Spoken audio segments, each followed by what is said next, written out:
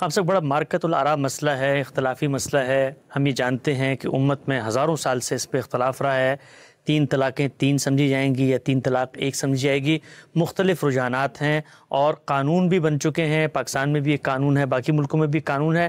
میں آپ سے جاننا چاہتا ہوں، گزشتہ دنوں میرے علم میں آیا کہ فقہ حنفی جس کا جو رائج نقطہ نظر ہے وہ یہی ہے کہ 3 طلاقیں 3 ہی کنسیڈر کی جاتی ہیں۔ ترکی کے اندر ایک بڑی لمبی تاریخ ہے، بلکہ وہاں پر جو اسلامک جورسپروڈنس تھی، وہاں پر جو قضات کا نظام تھا وہ حنفی فقہ پر مبنی ہے، اور آج بھی وہاں پر فتوے دیے جاتے ہیں سرکاری سطح پہ۔ حنفی فقہ میں ہونے کے باوجود ترکی کے اندر جو 3 طلاق پر فتویٰ دیا جاتا ہے وہ اب یہ دیا جاتا ہے کہ صرف 1 ہی کنسیڈر ہوگی۔ کیسے دیکھتے ہیں اس معاملے کو؟ کیا ہو رہا ہے؟ ہمارے جو علوم ہیں، دین پر غور و فکر کی روایت ہے، اس کے اندر کوئی تبدیلی آ رہی ہے؟ اگر یہ تبدیلی آ رہی ہے تو مسالک کے ایک طرح سے قیود سے لوگ نکل رہے ہیں، اس پہ کیا نقطہ نظر ہے آپ کا؟ میرا احساس یہ ہے کہ وہ چیزیں جن کا تعلق اصل نصوص سے نہیں ہے، ان میں اگر کوئی اجتہاد لوگوں کے لیے اب قابل قبول نہیں رہا تو اس کو ختم ہو جانا ہے۔ یہ دنیا بھر میں ہوگا۔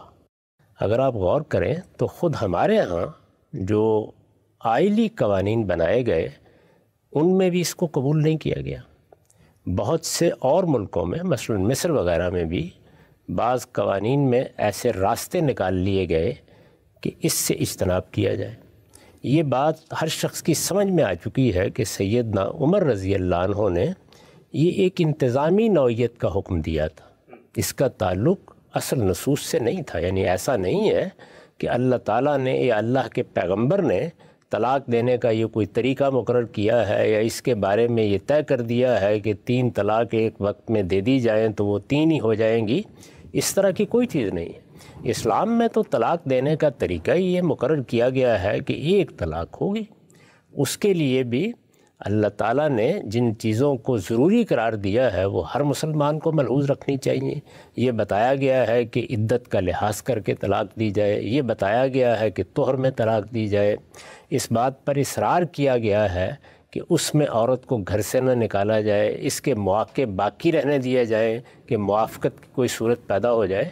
ان تمام چیزوں کا لحاظ کر کے، بلکہ اس سے بھی پہلے یہ تلقین کی گئی ہے کہ اگر گھر میں کوئی ناچاکی ہو رہی ہے تو خاندان کے لوگوں کی مدد لے لی جائے، حکم مقرر کر لیے جائے، اگر کوئی اختلاف ہے تو اسے دور کر لیا جائے، طلاق کی نوبت ہی نہ آئے۔ تاہم اگر ایسا ہوا ہے تو اللہ کے دین میں ایک ہی طریقہ مقرر کیا گیا ہے، اس میں نہ کوئی 2 طلاق ہے، نہ اس میں کوئی 3 طلاق ہے۔ یہ جو 3 طلاق یا 2 طلاق کا تصور ہے وہ قرآن مجید میں اس سے بالکل مختلف ہے جس طرح کے لوگ سمجھتے ہیں۔ میں نے تو اس پر بڑی تفصیلی گفتگویں کی ہیں، بہت کچھ کہا ہے، بہت کچھ لکھا ہے۔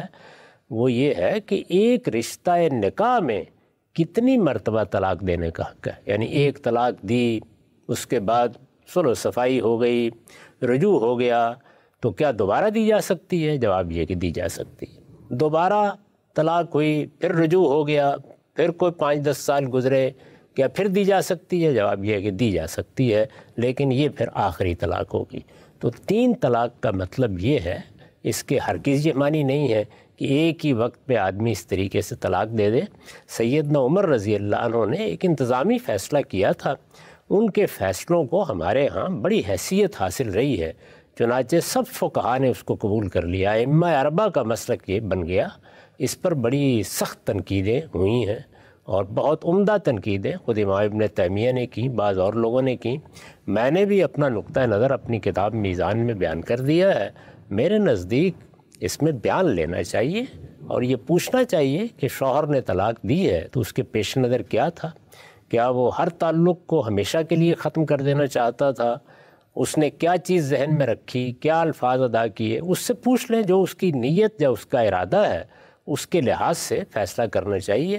وہ کہتا ہے کہ میں نے تو سرے سے کوئی ارادہ ہی نہیں کیا تھا، اشتعال میں آ کے یہ الفاظ میری زبان سے نکل گئے، کوئی وجہ نہیں ہے کہ اس چیز کو نافذ کر دیا جائے۔ اس میں جو اصرار کیا گیا ہے وہ بالکل پیمانی اصرار ہے، وہ بات ہی اور تھی جو کہی گئی تھی، لیکن لوگوں نے اس کے مطلب بالکل الٹ لے لیے اور اس کا نتیجہ یہ نکلا کہ اب آپ مذاق میں بھی اگر طلاق کہہ دیں تو فتویٰ آ جاتا ہے کہ طلاق ہو گئی۔ ہرگز نہیں، سنجیدگی کے ساتھ، ٹھنڈے دل و دماغ کے ساتھ ان تمام حدود کا لحاظ کر کے طلاق دی جائے گی، پھر طلاق ہوگی۔ اور جن ملکوں میں اس باب میں قانون سازی کر دی گئی ہے، یعنی خود ریاست نے ایک طریقہ مقرر کر دیا ہے کہ اس طرح آپ آئیں گے، اس طرح سے آپ نوٹس دیں گے، ان مراحل سے یہ معاملات گزریں گے، ان میں اسی کی پابندی کرنی چاہیے اور اسی کے مطابق سب فیصلے ہونے چاہیے۔ ٹھیک ہے، نقطہ آپ نے واضح فرمایا۔